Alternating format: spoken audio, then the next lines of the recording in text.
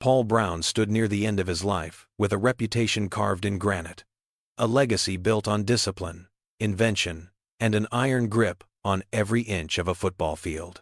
By the time he reached his 70s, he had already founded 2 franchises, reshaped the sport with ideas that coaches still borrow today, and created systems so advanced that younger generations assumed they came from another era. Yet behind that polished legend lived a colder truth. No other figure of the Golden Age carried more control, more quiet fury, or more painful breakups. People remembered the headset innovations, the scripted practices, the playbook organization that looked like military intelligence. They remembered how he drafted, how he taught, how he demanded near-perfect obedience. What they did not see was the trail of fractured relationships, betrayals, and power struggles that followed him year after year. Even those who admired him whispered that Paul Brown worked like a man preparing for war, not a game. As he entered the final years, he no longer defended the past. He simply stated that he had done what he believed was right, even if it meant losing the men he once called allies. He never apologized for the break that pushed him out of Cleveland. He never softened when speaking about the players and executives who stood against him. Today we uncover the 5 hidden truths that shaped the rise, the control, and the final ruptures of Paul Brown, the founding architect of 2 empires. Paul Brown emerged at a time when professional football was still trying to define itself. And from the beginning, he treated the sport not as a spectacle, but as a discipline. Born in Ohio, and shaped by strict routines from childhood, he entered coaching with the mindset of an architect. Every detail mattered. Every minute had a purpose. Players often said that being coached by Brown felt like being drafted into an organized system, rather than joining a team. He charted practices with military precision. He refined film study into something close to science. He demanded punctuality, order, and loyalty because, in his eyes, the game only worked when every cog turned at the exact same rhythm. When he arrived in Cleveland, the franchise instantly reflected his identity. He created a machine built on planned efficiency. The Browns became a dominant force, not by relying on spectacle, but by following his systems with almost religious devotion. Under Brown, quarterbacks learned to run plays like mathematical sequences. Linemen moved with rehearsed coordination. Even the locker room hierarchy reflected his control. He oversaw scouting, drafted players, controlled training, and shaped every tactical decision. The team operated through him, and he believed that was the only way to win. Yet this level of control came with a cost. As football matured, owners, executives, and players wanted more freedom, more say, more independence. Brown never adapted to that shift.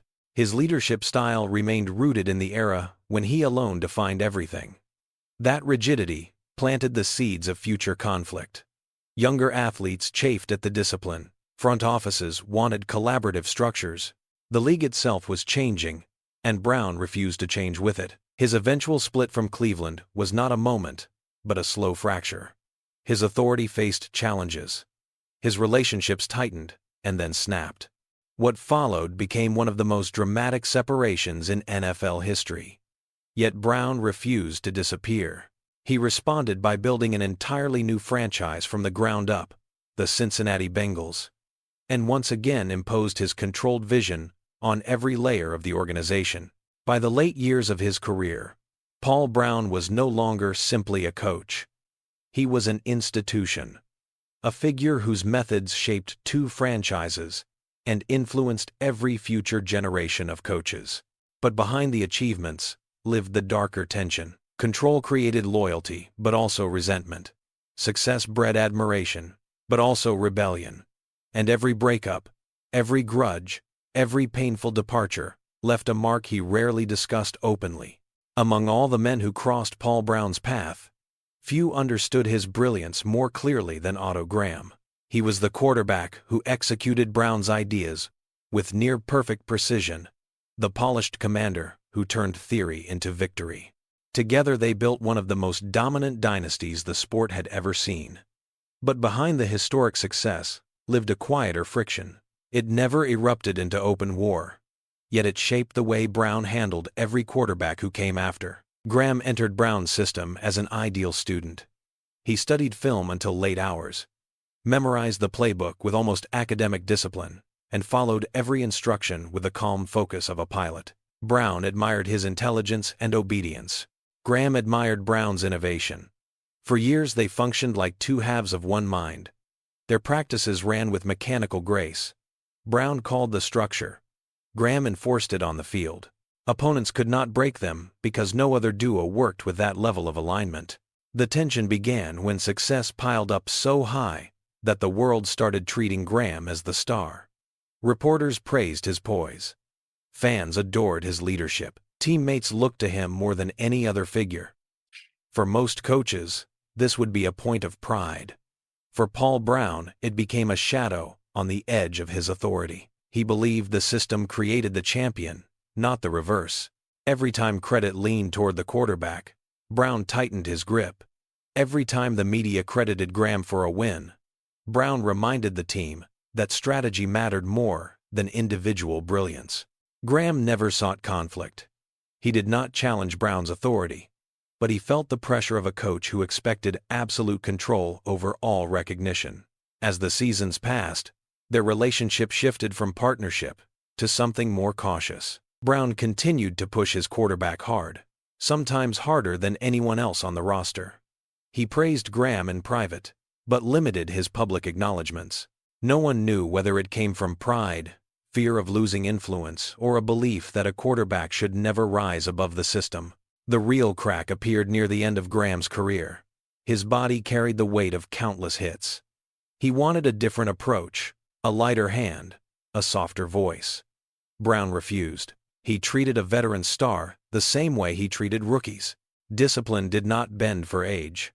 Control did not loosen for experience. Graham, tired of the pressure and the expectations, considered walking away more than once. Teammates later recalled that the relationship between coach and quarterback felt colder in the final seasons. The mutual respect remained, but the warmth had faded. When Graham finally retired, Brown appeared indifferent on the surface. He replaced him quickly and moved forward as if no man was irreplaceable. But behind closed doors, he often admitted that the team never fully recovered from losing the perfect executor of his system. That truth revealed the deeper fracture. Brown cared more than he showed. Graham mattered more than he allowed himself to say. Yet, he would not change who he was. Recognition stayed secondary to control. Looking back, their breakup was not violent or public. It was slow, quiet, and deeply symbolic.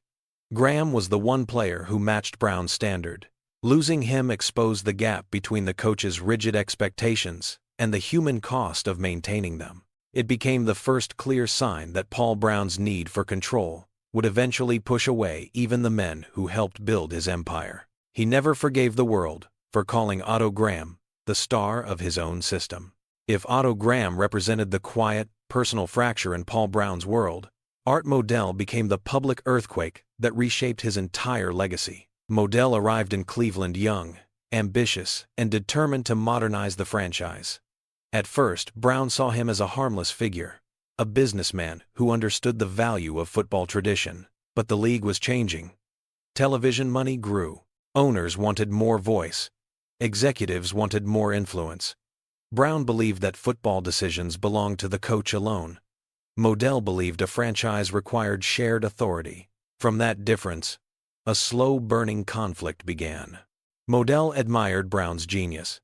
He respected the championship banners and the systematic brilliance that turned Cleveland into a powerhouse. But he also saw fans who wanted excitement, players who wanted freedom, and a league shifting toward entertainment as much as discipline. To Modell, evolution meant survival. To Brown, evolution meant losing control. The two men never met in the middle. Every board meeting carried tension. Every roster decision became a tug-of-war. Brown saw Modell's involvement as interference. Modell saw Brown's rigidity as outdated. The fracture deepened when Brown refused to adjust his approach to player relationships. Younger stars arrived with new personalities, new expectations, new demands. They wanted input. They wanted identity. Brown viewed those ideas as distractions. Modell viewed them as the future of the league. When Brown benched a rising player without consulting the front office, Modell considered it an act of defiance. When Modell arranged promotional events without Brown's approval, Brown saw it as betrayal. Their visions collided like two storms drawn to the same horizon. The breaking moment became one of the most dramatic turning points in league history. Modell wanted a modernized structure, where the head coach answered to the organization instead of ruling over it. Brown refused. He believed that if he surrendered even a fraction of authority, the machine he built would collapse. Modell saw no other choice. He removed Paul Brown from the position he had held since the birth of the franchise, the kingdom he created from the ground up. Fans watched the news with disbelief. Players were stunned. The league understood instantly that a dynasty had ended, not because of defeat on a field, but because of a war inside the front office. Brown left Cleveland with a quiet expression that hid a deeper fury. He did not shout. He did not plead. He simply walked away and never forgave the man he believed had stolen his life's work. For Modell, it was a business decision. For Brown, it was a personal attack. It shaped his identity for the rest of his life. It hardened him.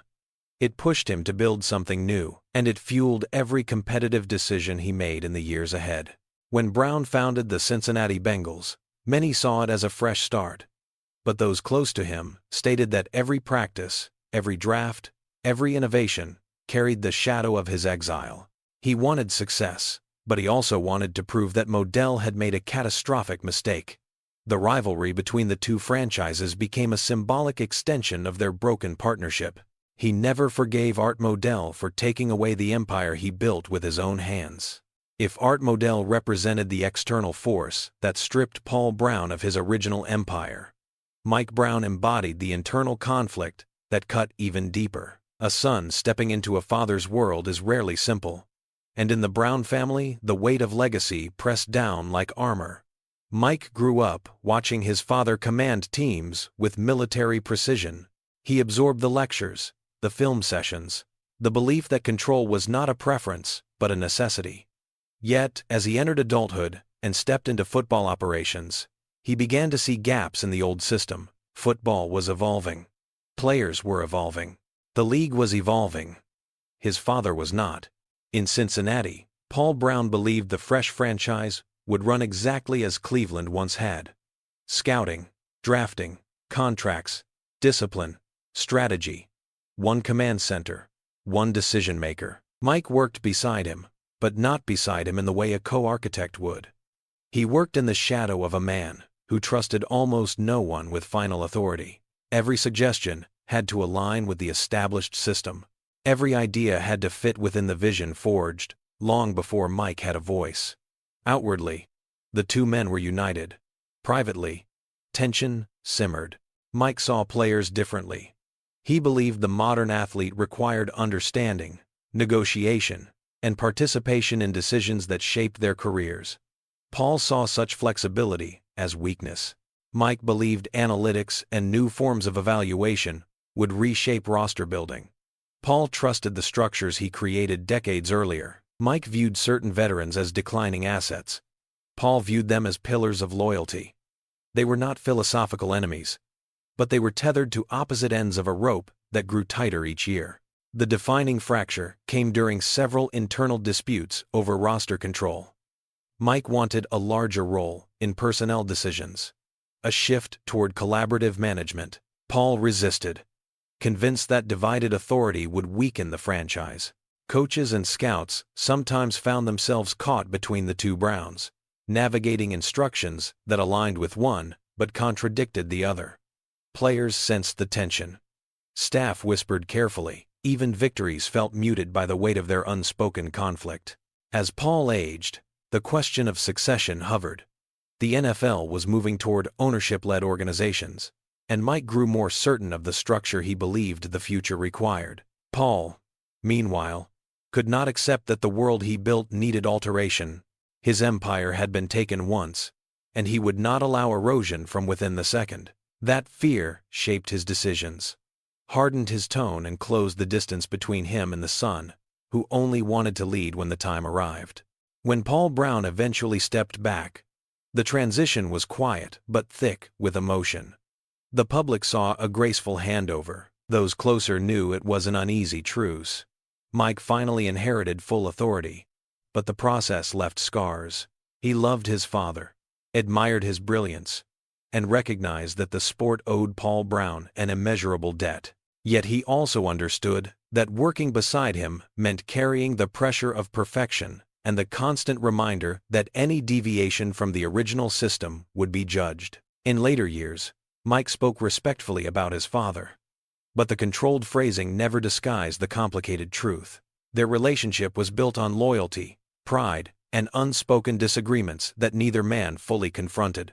Paul shaped Mike's football mind, but he also shaped his burdens. The succession marked not only the rise of a new era, but the quiet end of one that could not bend.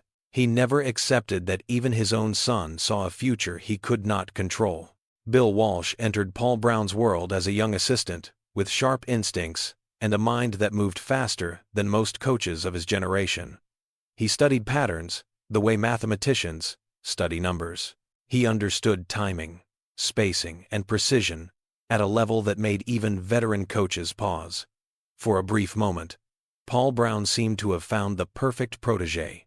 Walsh admired Brown, absorbed his teachings, and treated the Bengals' structure with deep respect. But beneath the surface of that respect formed an ambition Brown did not expect, and a confidence Brown refused to tolerate. In Cincinnati, Walsh quickly became the architect behind passing concepts that felt decades ahead of their time. He understood how to isolate weaknesses, how to manipulate defenders with motion, and how to turn short passes into lethal weapons. Players gravitated to him. Quarterbacks trusted him. Assistants began seeking his input. Walsh was not trying to overshadow Brown. He was simply doing what he did best: innovate. But innovation inside Paul Brown's universe was dangerous territory. Brown believed the system worked because it followed his blueprint. Walsh was modifying that blueprint in real time. The turning point arrived when Walsh expected to be considered as Brown's eventual successor. Nearly everyone in the organization believed he was the logical choice. His fingerprints were on the team's offensive identity. His communication skills outpaced many head coaches across the league. His understanding of the modern game rivaled the brightest minds in football. But Paul Brown never accepted the idea. To Brown, Walsh was an assistant, nothing more. Promoting him would mean acknowledging that someone else might carry the franchise into a new era. Brown could not allow his legacy to be redefined by another voice, no matter how brilliant. Tension grew when Brown chose Tiger Johnson as head coach instead of Walsh. Many inside the building saw it as an unmistakable rejection. For Walsh, it was devastating. For Brown, it was preservation. He believed continuity meant protecting the original system. Walsh believed continuity meant evolving the system. Their philosophies were destined to collide. The decision shattered their professional relationship. Walsh left Cincinnati carrying both heartbreak and determination, and Brown dismissed the situation as a necessary choice. The split might have faded quietly, if not for what came next. Walsh went to San Francisco and built one of the greatest dynasties in league history. His West Coast offense reshaped the entire sport. Quarterbacks across the league learned his principles. Teams mirrored his designs. He became the new symbol of football genius. Brown, who once mentored him, now watched the league crown Walsh as the visionary he had never fully embraced. The world credited Walsh with innovations that likely would have remained buried in Cincinnati had Brown chosen differently. For a man obsessed with control, seeing his former assistant become the defining mind of a generation cut deeply. Brown rarely spoke publicly about Walsh, but when he did, the praise felt cold, distant, carefully measured. Inside, he understood exactly what had happened. He had pushed away the one man who could have carried his legacy into the future. Walsh, for his part, respected Brown's early influence, but could never forget the rejection that changed his life. Their story became one of football's greatest what-if questions. What if Brown had chosen Walsh? What if the Bengals had evolved instead of preserving an aging structure? What if two brilliant architects had found a way to share power? But Brown was not a man who shared. He built empires, he controlled systems, and he paid a price for that control. He never forgave Bill Walsh for becoming the genius the world believed he should have chosen. Among every clash, every rivalry, and every rupture in Paul Brown's long journey, none carried more emotional weight than his conflict with Jim Brown. This was not a battle between coach and owner, nor a quiet tension between father and son. This was a collision between two towering personalities who defined the sport in different eras and demanded the same thing from the world: absolute respect. Their relationship began with admiration, evolved into friction, and ended in a cold distance that neither man ever repaired. Jim Brown arrived in Cleveland as a force of nature. His power, speed, and instinct reshaped the definition of a running back. Paul Brown recognized his talent immediately. He designed plays around him. He pushed him harder than any player on the roster. Jim Brown responded by delivering performances that looked almost superhuman. Early on, they complemented each other perfectly. One built the system, the other shattered defenses inside that system. For a time, they made each other unstoppable.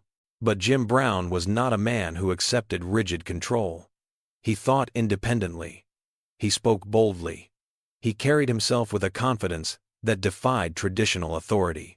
Paul Brown admired the talent, but feared the independence.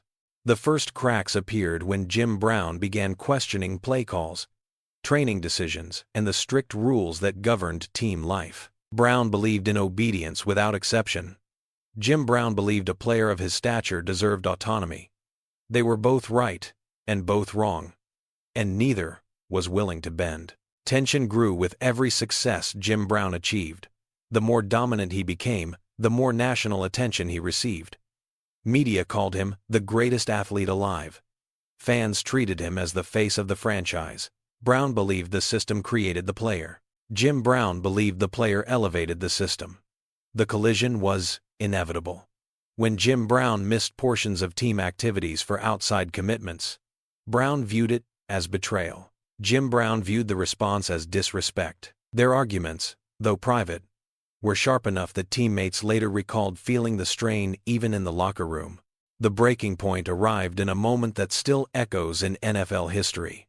Jim Brown was filming a movie during training camp. Paul Brown ordered him back immediately. Jim Brown refused. He believed he had earned the right to pursue opportunities beyond the field. Brown believed discipline should apply regardless of fame. The standoff became symbolic of everything that separated them. The coach who built an empire from control versus the player who built a legacy from defiance. Within weeks, Jim Brown retired at the peak of his power. He walked away from the sport entirely. The league was stunned. Fans demanded explanations. Critics blamed Brown's rigidity. Supporters praised his consistency. Jim Brown later stated that he left because he would not allow a coach to dictate his life beyond football. Paul Brown never accepted that reasoning. He believed Jim Brown abandoned the franchise. Jim Brown believed Paul Brown suffocated it. Their relationship never healed. They respected each other's greatness, but avoided praise. Interviews carried an icy tone. Each man recognized the other as essential to the Browns' rise, yet both refused to acknowledge the emotional damage their standoff created. In many ways, this was the breakup that symbolized Paul Brown's most painful weakness. His brilliance built dynasties. His control fractured them. He never forgave Jim Brown for proving that even the greatest system cannot contain the strongest will. Paul Warfield never intended to become a symbol of Paul Brown's most overlooked rupture. Yet his departure revealed a quieter truth about the coach's uncompromising nature. Warfield was elegance carved into motion. His routes floated. His cuts were poetry. He possessed a blend of balance and intelligence that made him one of the most refined receivers of his generation. Brown recognized his gifts immediately and valued him not just as an athlete, but as a technician who elevated the structure of the offense. Yet Warfield entered the league during a transitional period for Cleveland. Ownership was shifting. Expectations were rising. And Paul Brown's influence, though still powerful, no longer stretched across every decision. Warfield admired Brown. Brown admired Warfield. Their relationship carried none of the emotional rivalry that marked Brown's conflicts with others. Instead, it was shaped by a single moment that neither man controlled, but both felt deeply. When Cleveland traded Warfield to Miami, it was a devastating shock. Warfield had been one of the purest fits in a Paul Brown-designed system. He ran routes with precision. He respected coaching details. He represented everything Brown believed a player should be. But the trade was not a strategic vision built by Brown. It was a franchise decision, made in a world he no longer commanded. To Brown, the move exposed how far the power dynamics had shifted since his prime. To Warfield, it was a reminder that loyalty in football rarely protects anyone. Brown later admitted privately that losing Warfield was one of the clearest signs that the game had moved beyond his era. Warfield thrived in Miami, winning titles and etching his name into history. Brown watched with pride and bitterness intertwined. It was not a personal betrayal, it was something more painful. A reminder that even the players who fit his system perfectly could be torn away by forces he could no longer control. He never forgave the reality that football's evolving power structure could take Paul Warfield from him without warning. Paul Brown's legacy was built on victories, trophies, and innovations that reshaped football. But beneath that towering architecture lived a deeper story, a story of control, loyalty, power, and the consequences of leadership so uncompromising that it forged champions while breaking relationships. Every conflict in his life, from Otto Graham's quiet departure to Jim Brown's explosive standoff, became part of a larger pattern. To understand Paul Brown is to understand that his genius and his fractures were inseparable. One created the other, one strengthened the other, and one eventually defined the other. His journey began in an era where discipline meant survival. Football was chaotic, inconsistent, and often reckless. Brown responded by building order. He created systems that turned chaos into choreography. Practices became laboratories. Film sessions became classrooms. Playbooks became strategic blueprints. He believed that perfection came not from improvisation, but from preparation. And he built teams that reflected that belief on every snap. Control was not merely a coaching tool. It was the foundation of his identity. But as the decades passed and the league evolved, his rigidity collided with changing expectations. Younger players wanted autonomy. Owners wanted influence. Assistants wanted voice. The sport Brown once shaped began pushing back against the world he created. And each push forced him deeper into the single truth he lived by. To surrender control meant surrendering the essence of who he was. His empire in Cleveland fell not because he lost games, but because power itself was shifting. Art Modell represented that shift. Jim Brown represented that shift. Bill Walsh represented that shift. Even Mike Brown, his own son, represented that shift. When he lost Cleveland, the pain cut deeper than any scoreboard defeat. Brown had founded the team, raised it, disciplined it, and crowned it. Watching ownership take it away felt like a betrayal woven into the fabric of his life's work. But instead of retreating, he built again. The Cincinnati Bengals were not merely a franchise. They were a statement, a declaration that he could still create, still command, still build something from nothing. For years he poured his identity into that new kingdom. But the cracks followed him. Conflicts resurfaced. Power struggles returned. And the sport continued to evolve faster than he would allow himself to bend. What makes his story compelling is not the dominance, but the cost of dominance. Otto Graham left, carrying respect mixed with exhaustion. Art Modell walked away, believing he had saved the organization from stagnation. Bill Walsh rose beyond Brown's reach, becoming the embodiment of evolution that Brown would never embrace. Mike Brown took over the empire, carrying both pride and scars. Jim Brown turned his back not on the sport, but on the structure that refused to acknowledge his independence. Even Paul Warfield, the quiet technician, became a symbol of the shifts in power that Brown could no longer control. Together, these fractures formed the emotional spine of Paul Brown's legacy. They reveal a man who built greatness, but struggled to share it. A man who shaped 2 franchises, but rarely shaped compromise. A man whose mind created the future of football, but whose heart remained tethered to the past. His innovations live today in every sideline headset, every film session, every scripted practice, and every calculated offensive concept designed to stretch defenses. His influence is everywhere. His methods have outlived generations. But the emotional toll of his leadership, the ruptures that marked his journey, stayed with him until his final years. In the end, Paul Brown's story is not about perfection. It is about the conflict between order and freedom, structure and evolution, loyalty and independence. It is about a coach who demanded everything from the world and gave everything in return, even when it cost him the relationships that mattered most. Football remembers him as a genius, a pioneer, and a founder of empires.